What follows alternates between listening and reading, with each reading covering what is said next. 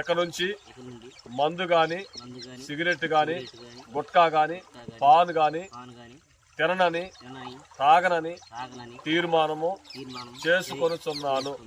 ఆమేన్. హల్లెలూయా. ఈ బిడ్డని నీ కుమారుడికి అంగీకరించమని యేసు నామములో ఈ మనవులని అడిగి వేడుకుంటున్నాను తండ్రి.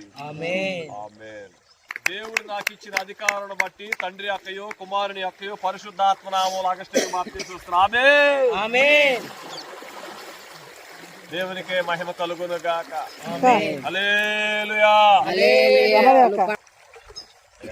దేవుని మాత్రం